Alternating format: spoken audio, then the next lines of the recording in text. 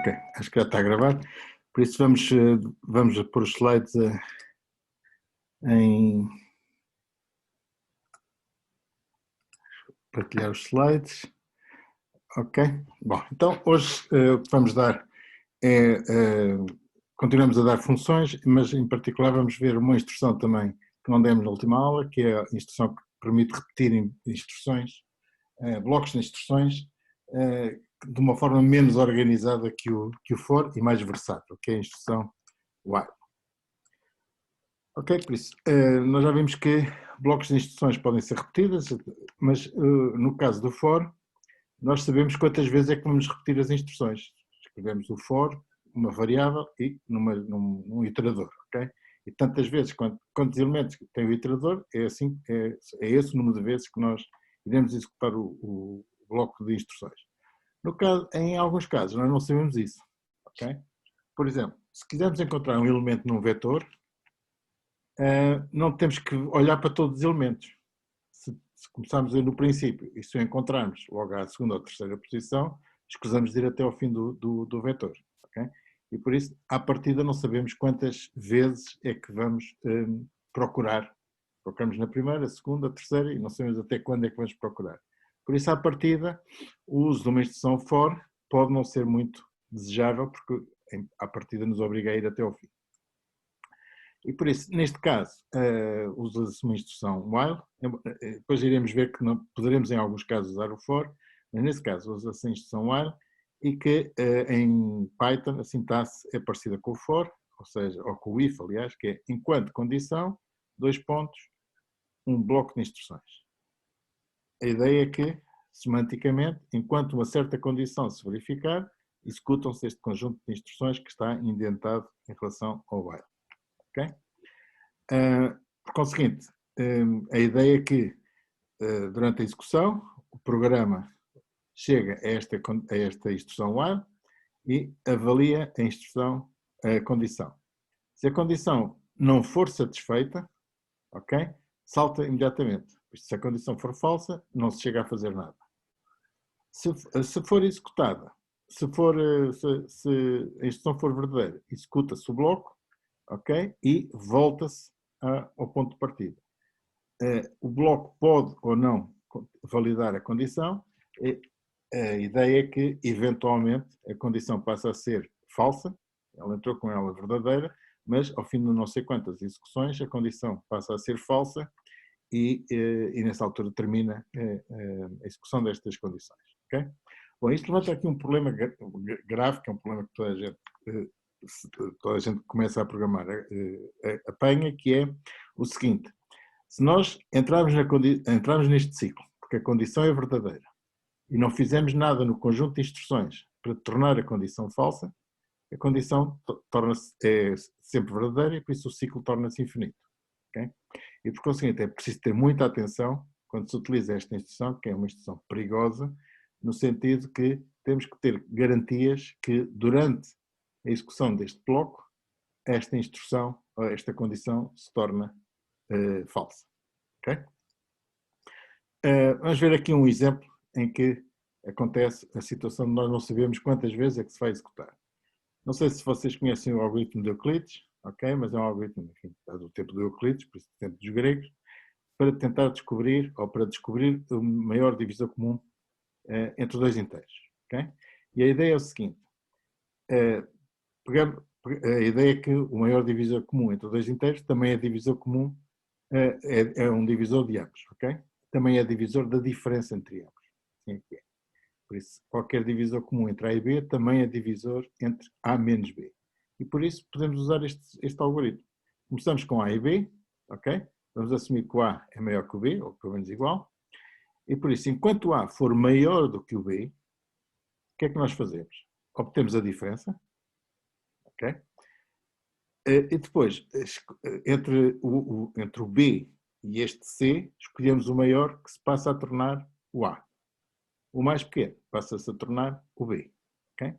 E voltamos a repetir. Okay? Voltamos a repetir, ou seja, vamos obter a diferença e continuamos neste ciclo enquanto o A for maior que o B. Quando o A for igual ao B, o ciclo para. Okay? E nessa altura, o maior divisor comum, o máximo divisor comum, é o valor do A. Ou seja, quando o A for igual ao B, o maior divisor comum é o A, ou o B, faz neste caso. Okay? Vamos ver aqui um exemplo. Vamos tentar descobrir o maior divisor comum entre 270 e 72. Por isso temos o A, que é o maior deles, e o A é o maior, a seguir o B, e agora o passo que diz é, enquanto o A for maior que o B, fazemos a sua diferença, 198. Uma vez obtido estes valores, o maior destes passa a ser o A, o mais pequeno é o B, e voltamos a fazer a diferença. 198 vezes 72, menos 72 é 126. E agora repetimos. O maior destes é o A, o mais pequeno é o B, tiramos a diferença. Olhamos para os dois, ainda não são iguais, por isso o maior passa para A, o mais pequeno passa para o B e tira-se a diferença. A seguir, faz-se a mesma coisa, o maior é o 54, o segundo maior é 18, obtém-se 36, entre 18 e 36 o maior é 36, o segundo é 18, a diferença é 18, e agora quando fizemos a transferência, um deles é 18, o outro também é 18, são iguais e o ciclo para. Okay? Quando a diferença é zero, o ciclo para, e o maior divisor comum entre A e B, por isso entre 270 e 72, é 18. Okay?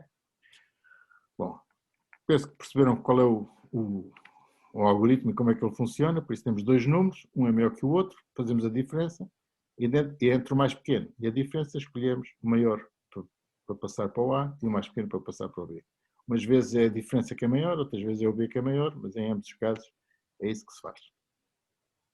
Conseguindo, como é que nós podemos implementar este algoritmo? Por isso vamos chamar isto o algoritmo de Euclides, entre os números P e Q, ok? Calcula M, o maior divisor comum entre P e Q. Por isso, de acordo com o nosso algoritmo, escolhemos o maior entre P e Q, que é o A. O mais pequeno, que é o B. Bom, estou aqui a usar duas funções, que são pré-definidas, o máximo e o mínimo, e que podem ser usadas quer com argumentos isolados, como está aqui, quer num vetor. Okay? Aqui estou a criar um vetor ou uma lista de P e Q, e o mínimo é o mínimo da lista, mas também posso usar o máximo entre dois números, por isso o Python aceita estas duas situações. Bom, mas agora temos o A e o B, o que fazemos é que comparamos o A com o B. Por isso, enquanto o A for maior que o B, temos que fazer aquele truque, que é subtrair o A pelo B, obtemos o valor C, este valor C, e agora fazemos a mesma coisa que fazíamos aqui, mas agora entre o C e o B. Ou seja, se o C for menor que o B, bem, ou podemos usar isto diretamente, mas podemos calcular o máximo e mínimo de outra maneira. Se o C for menor que o B, então o que vai acontecer é que o A passa a ser o B, que é o maior deles, e o B passa a ser o C. Okay? Podemos fazer exatamente isto, mas podemos chamar A e B a mesma, o máximo de B e C, mas isto assim também funciona. Se o C não for maior se o C for maior que o B, bom, então nesse caso o B continua a ser o mais pequeno, por isso o A passa a ser igual ao C e o B fica na mesma. Ok?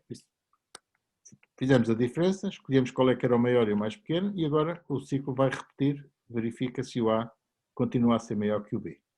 Enquanto o A for maior que o B, isto aqui já vamos ver para debug, enquanto o A for maior que o B, o ciclo continua, quando isto acabar, quando o ciclo acabar, é sinal que o valor comum, A e B, neste caso o A será igual a B, é o maior divisor comum entre P e Q e é retornado. Okay? Torna-se o A, que nesta altura do campeonato será igual ao B. Ok? Bom, podemos fazer, e para isso, desculpa, para isso é que está aqui esta instrução, podemos fazer o trace do que é que está a acontecer e por isso vamos vendo quais são os valores sucessivos que vão acontecendo para o A e para o B. Ok? Por isso o que nós fazemos é, se fizermos esta instrução, o que verificamos é que inicialmente com 270 e 72, quando chegamos a esta altura, o que vai acontecer é que o A já é a diferença dos dois, é o maior, o B é o 72. No próximo ciclo, o A já é a diferença dos dois, que é maior que o B. No próximo ciclo, a diferença dos dois é 54, por isso o B passa a ser maior. no próximo ciclo temos 54,18, enfim, aqueles valores que nós tivemos, e nesta altura do campeonato chegamos a uma altura em que o A é igual ao B. Okay? Por isso, quando o A é igual ao B, quando se avaliar novamente a condição, essa condição não se verifica, o ciclo termina e o resultado é colocado na variável R. Okay? Bom, isso podemos ver, mas acho que é fácil de perceber o que é que esta instrução faz. Vamos então voltar ao problema de descobrir um valor num vetor ou numa lista. Okay? Por isso, o que é que nós estamos interessados? Numa função chamada find, com dois argumentos, em que o primeiro argumento é um número e o segundo argumento uma lista. E o objetivo da função é identificar o índice em que o número aparece na lista. Primeiro o índice, contar da esquerda. Okay? Por isso, o índice da primeira posição em que o elemento aparece. Bom, isto pode acontecer que a lista não tenha esse elemento. Nessa altura, o que ele faz, o que a função faz, é retornar o none, que é um dado, digamos, um tipo de dados que corresponde basicamente a dizer que não existe. Okay? Bom, por exemplo, se eu definir esta função e perguntar qual é o valor, qual é a posição de 3 nesta lista, começando desde o princípio, não é no 0, não é no 1, não é no 2, é no 3, e por isso o resultado dará 3. Se eu procurar o 8, o resultado, há aqui dois 8, mas o primeiro resultado é que conta, porque eu estou a começar a contar da esquerda. Por isso o resultado será 1. Se eu perguntar 9, 9 não existe, de maneira que o resultado será none. Por isso a definição da função find deve dar estes três resultados nestes testes, concretamente. Bom, como é que nós temos que fazer? Formalmente, o que é que temos que fazer? Enquanto não descobrirmos o algoritmo e existe alguma coisa para procurar, se chegarmos ao fim não vale a pena, mas se não encontrarmos o algoritmo, o número, e existe um elemento à frente para procurar, então vamos andar para a frente e olhamos para o próximo elemento do array, okay? Para ver se ele é. Enquanto isto funcionar, enquanto não for o elemento enquanto o elemento não tiver a ser encontrado e houver mais elementos onde procurar, vamos avançando. Okay? Quando deixarmos de avançar, vamos reportar o índice onde paramos. Okay? Das duas, uma, ou o índice é o índice onde está o elemento, e por conseguinte, neste caso, reporta-se um valor, uma posição correta, ou se nós não conseguimos fazer isto, é porque não o encontramos, mas também já não há mais nenhum elemento. E se não houver mais nenhum elemento, e se não o encontramos, devemos reportar o tal none. Okay? Por isso, temos que procurar aqui, neste caso, no while, por onde é que começamos. Vamos começar na posição 0. O que acontece se o elemento não estiver no array? Temos que ter sempre isso em atenção. E temos que garantir que temos que olhar para um elemento, para o primeiro, se existir algum, ou se existir um elemento. Okay? Se não houver mais elementos, o algoritmo deve retornar o none. Okay? Bom, vamos ver então como é que nós abordamos estes problemas numa implementação mais ou menos óbvia, diria eu. Vamos procurar o find, vamos tentar procurar a posição K, onde o X aparece na primeira posição. Okay? Se não aparecer, aparece nada. Por isso, o que é que temos que fazer? Temos que definir onde é que vamos começar. Vamos começar na posição I igual a 0. E agora vamos ver qual é o limite. Também vamos definir que o limite será o comprimento do vetor. Não podemos ir além do comprimento do vetor. E agora aqui a condição fundamental, que é, enquanto o I, ou seja, a posição onde nós estamos, começa por ser 0, for mais pequena do que o fim do vetor, por isso, enquanto existir uma posição, essa posição existir, e se o VI for diferente do X, ou seja, se nós estivermos numa posição do vetor e nessa posição não está lá o X, o que é que temos que fazer? Temos que andar para a frente.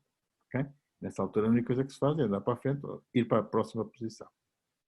E vamos fazendo isto até pararmos. Quando é que nós paramos? Bom, como o I vai aumentando, há de haver uma situação em que no limite o I fica igual ao N. Mas pode acontecer antes. Pode acontecer que o VI seja igual ao X, ou seja, exista um elemento que seja igual ao X. Em qualquer dos casos, nós paramos. Por isso, quando nós pararmos, não sabemos se paramos por esta condição ou se paramos por esta condição. Uma delas deixou de ser verdadeira. Okay? Porque para o I ser verdadeiro, é preciso que as duas sejam verdadeiras.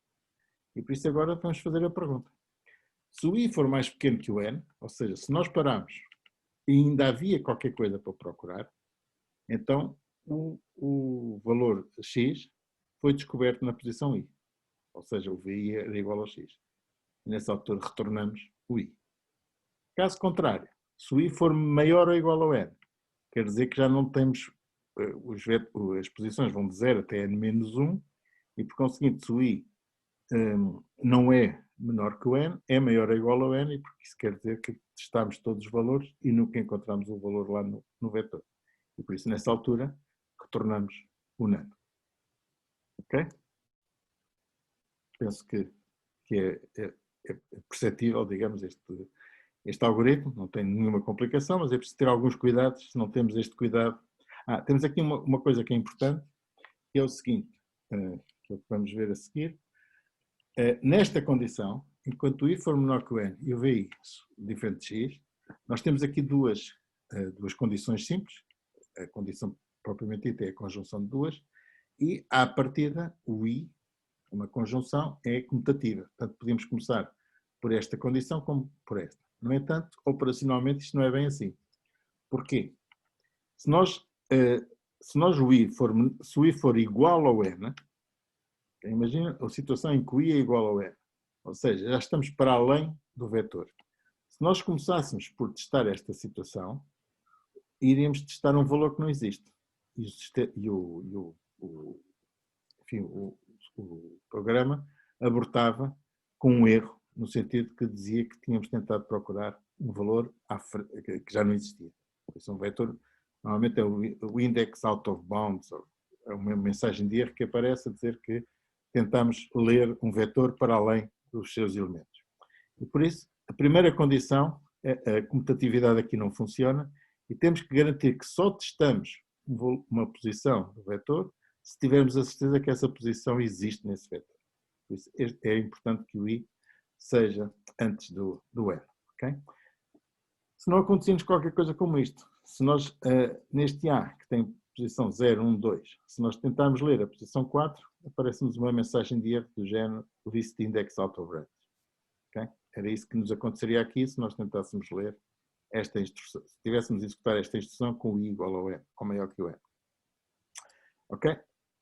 E por isso esta avaliação das conjunções é uma avaliação que o Python e a maior parte das linguagens fazem chamado avaliação com o curto-circuito, ok? Que é, logo que eu tenho a certeza na primeira condição que sei o resultado da condição, não avalio as outras. Isto é, se o I for menor que o N, se o I for maior ou igual que o N, um AND, para ser verdadeiro, é preciso que ambos sejam verdadeiros. Se a primeira condição for falsa, ele já não tenta analisar a segunda. Ou seja, se o I já estiver para além dos limites do array, ele já não tenta descobrir qual é o valor. Okay?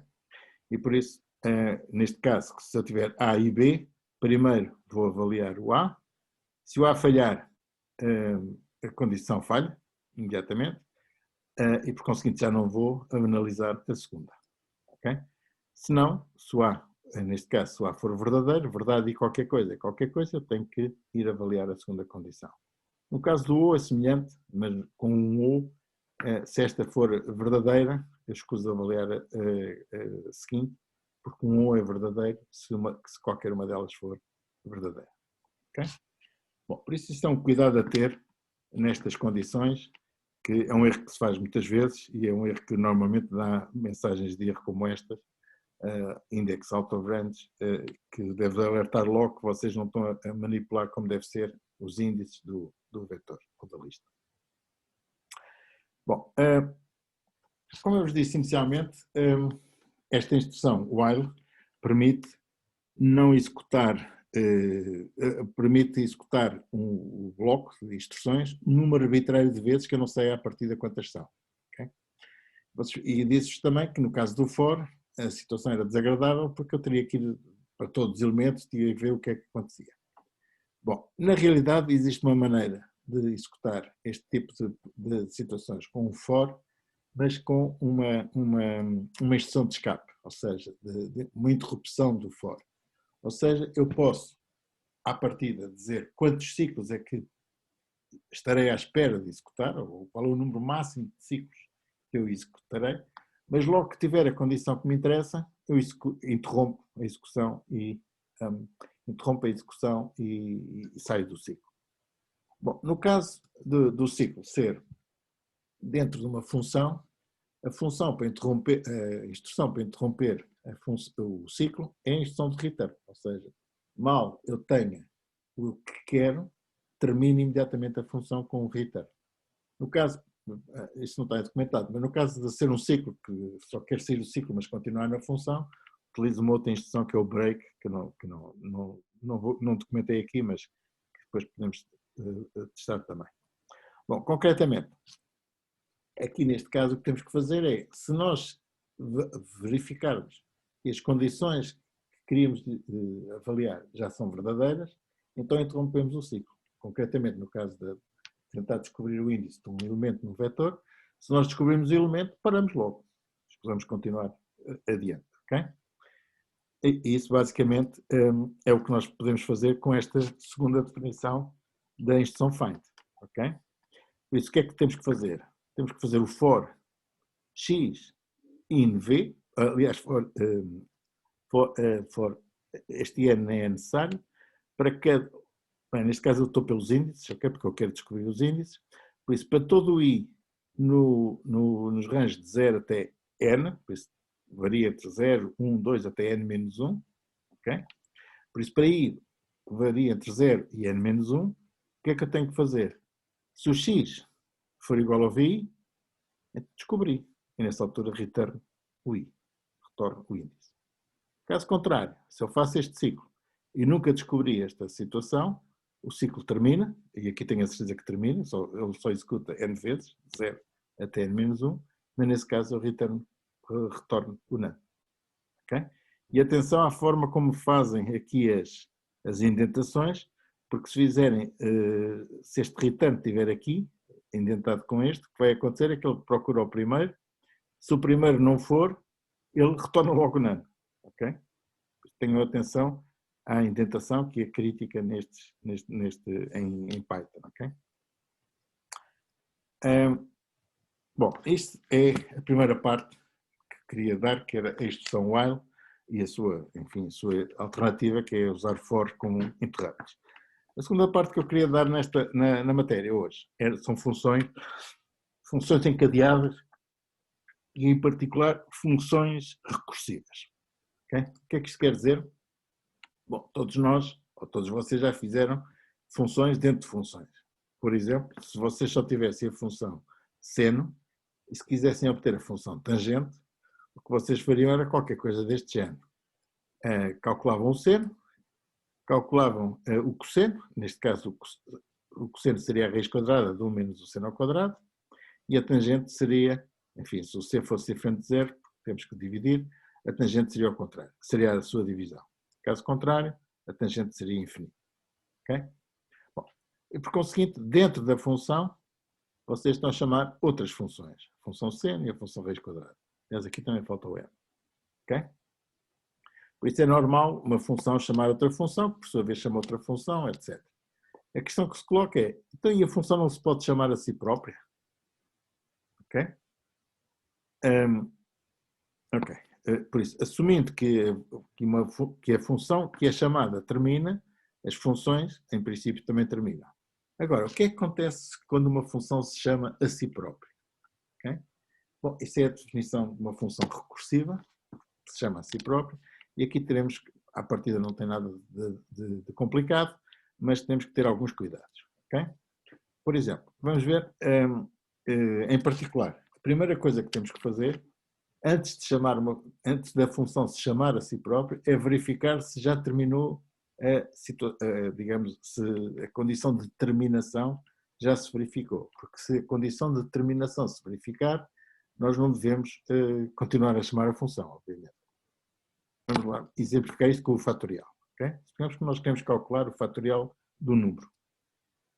Ok? Podemos calcular isto iterativamente com o ciclo for, já vimos como é que se faz. E neste caso, a função iterativa, já sabemos que usamos um acumulador. Como o fatorial é obtido através de produtos, o acumulador começa com uma variável que é o elemento neutro do produto, que é 1, e agora só temos que ir multiplicando esse acumulador pelos vários números, de 1 até n. Se queremos calcular o n, por isso temos que fazer o range, começa em 1 e vai até n-1. Okay? E vamos sempre multiplicar o acumulador pelos números e vamos acumulando 1, depois 1 vezes 2, depois 1 vezes 2 vezes 3, e por aí adiante. Okay? Por isso isto é a versão iterativa. Tem aqui um for e vai fazendo aqui, digamos, esta iteração. No entanto, esta implementação, enfim, qualquer pessoa, enfim, ao fim de um certo treino consegue fazê-la, mas é mais elegante, de alguma forma, tentarmos fazer a especificação a partir da definição matemática do que é um fatorial. Okay? O que é um fatorial? Bom, o fatorial, matematicamente, é definido da seguinte forma. Se o n for menor ou igual a 1, o fatorial é 1. Caso contrário, o fatorial de n é igual a n vezes o fatorial de n menos 1. Okay? Bom, isto é uma definição muito elegante, não nos obriga a fazer ciclos nenhum esquisitos, mas podemos tentar implementar esta função diretamente, ou seja, para calcular a função n fatorial, temos que calcular a função n menos 1 fatorial e, por conseguinte, a função fatorial é definida a partir da função fatorial. Bom, a partir disso não levanta problemas, mas temos que ter o cuidado de saber se já chegamos ao fim.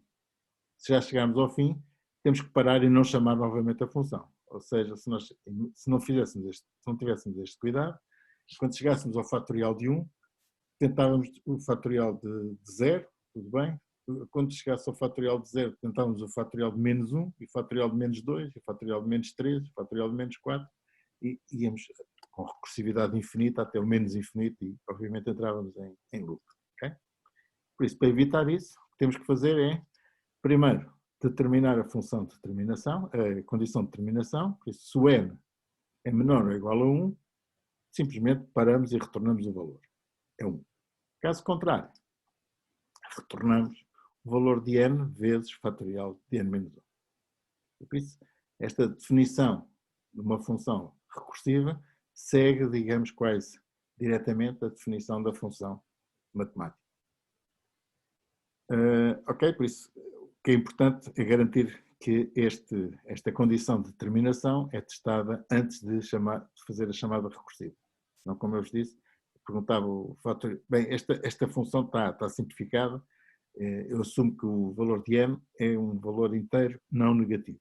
Okay? E por isso é que eu posso dizer que qualquer que seja o valor é menor que 1. Okay? Em rigor, o que eu devia fazer é, se o n fosse menor que 0, eu deveria retornar qualquer coisa a dizer que não faz sentido, e só se o n fosse maior ou igual a 0 é que eu retornava isto. Mas estou a admitir que ele não é negativo. Mas não é negativo e eu tenho a certeza que não o chamo negativo, porque nunca vou chamar um valor n menos 1 se o n for igual a 1.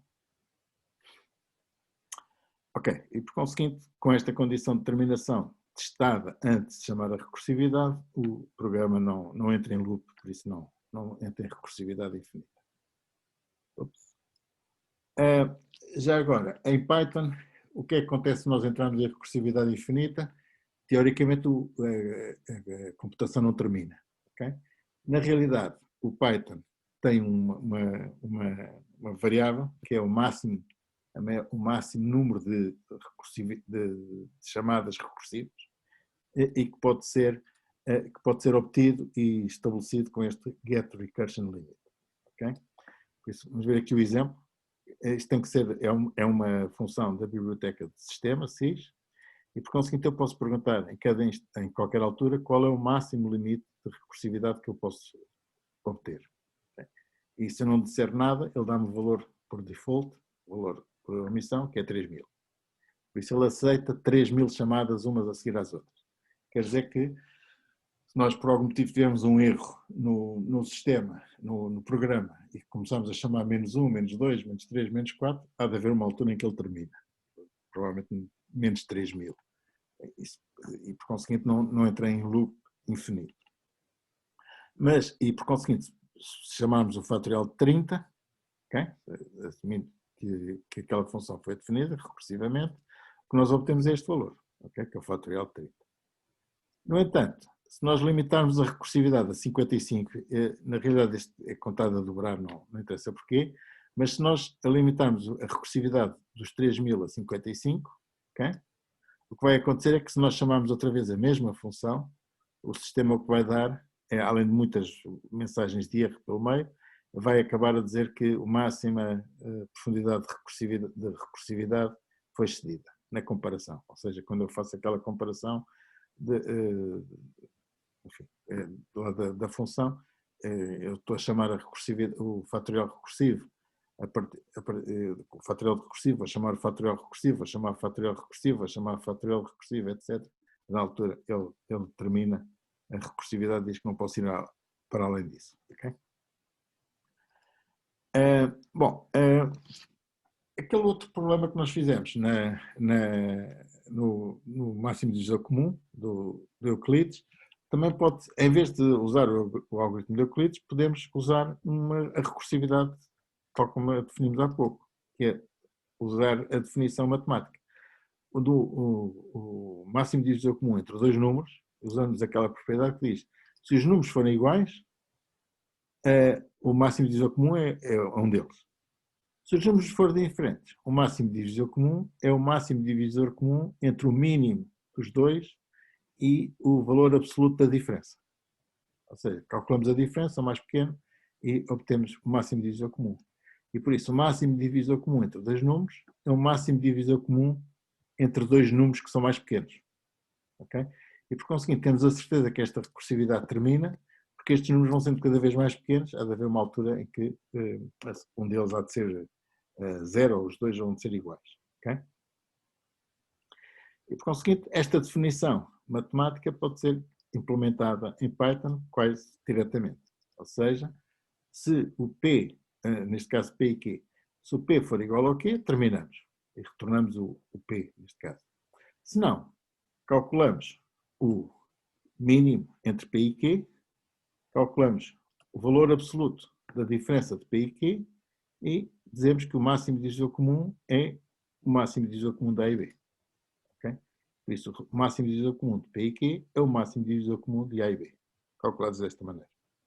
Por isso, com esta recursividade, eliminamos a necessidade de ciclos, não temos que controlar os ciclos. De qualquer maneira, os problemas continuam. Nos ciclos temos de ter a certeza que eles terminam, na recursividade também temos de ter a certeza que ela termina, e neste caso o raciocínio é, se os números são P e Q inicialmente, esta operação, nomeadamente o P menos Q, vai garantir que aparece um número mais pequeno que eles. Okay? E por isso estes números P e Q, ou A e B, vão ser mais pequenos que o P e Q, por isso eles vão ser cada vez mais pequenos, e isso dá-nos a garantia que o ciclo termine, ou que a recursividade termine. Se não, acontece que aquela máxima da recursividade que nos bloqueia, digamos, a execução a partir de um certo nível de recursividade. Okay? Bom, não sei se isto é claro.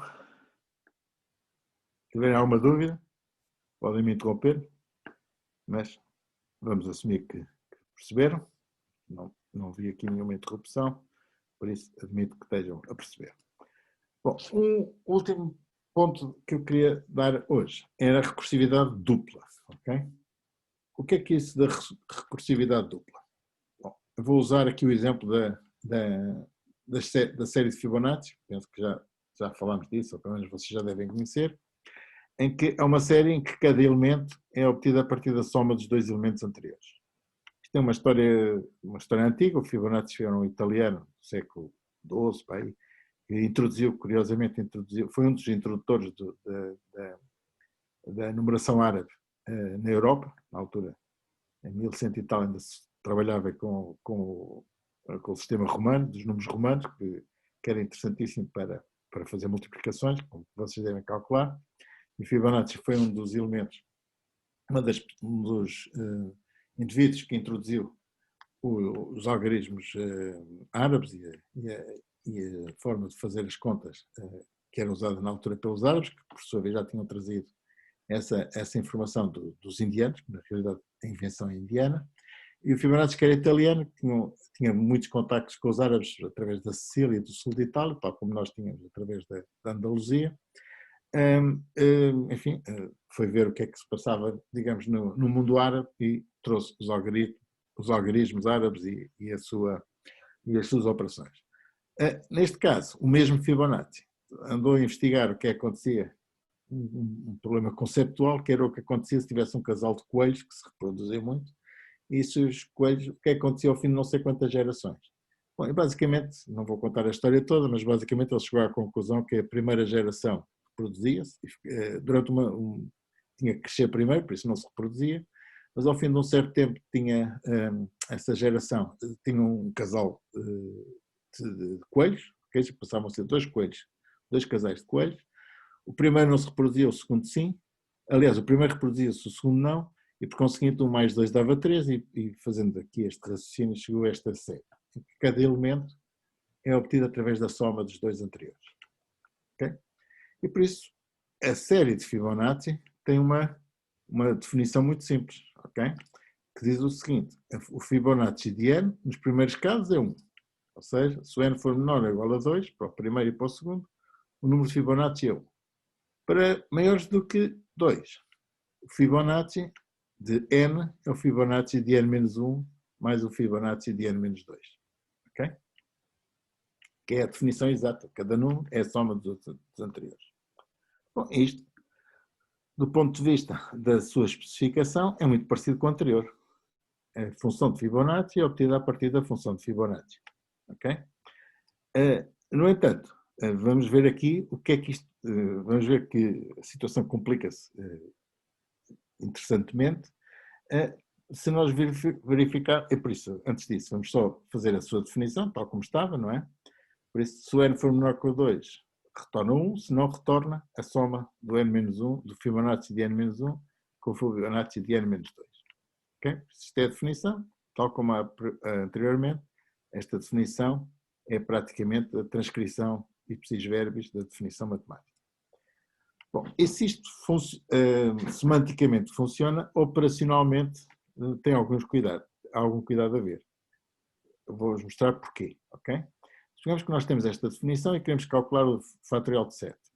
Bom, de acordo com esta definição, o fatorial de 7 vai ser o fatorial de 6 mais o fatorial de 5. Se ele tenta procurar o fatorial de 6 e o fatorial de 5. Bom, antes de chegar ao fatorial de 5, vai tentar descobrir o fatorial de 6. E o fatorial de 6 há de ser o fatorial de 5 mais o fatorial de 4, mas antes de chegar ao fatorial de 4, eu tenho que calcular o fatorial de 5. Bom, o que é calcular o fatorial de 5? É o fatorial de 4 vezes o fatorial de 3. O fatorial de 4 é o 3 vezes o 2. Enfim, a da altura, o fatorial de 3 é o fatorial de 2 vezes o fatorial de 1. 2, o fatorial de 2 é 1. O fatorial não, o Fibonacci de 2 é 1. O Fibonacci de 1 também é 1. E por conseguinte, ele descobre finalmente o Fibonacci de 3. E passa, já tem para o Fibonacci de 4, já sabe o Fibonacci de 3. Agora preciso saber o Fibonacci de 2. Bem, o Fibonacci de 2 está terminado, é 1. Para o Fibonacci de 5, ele descobre o Fibonacci de 4 nesta altura, mas também tem que descobrir o Fibonacci de 3. Bom, e o Fibonacci de 3 é a mesma coisa que aparece aqui, o 2 e 1. Para o Fibonacci de 6, procurar o de 5 e o de 4, e o de 4 está aqui explicado. Eu vou repeti-lo só. E isto, digamos, sucessivamente.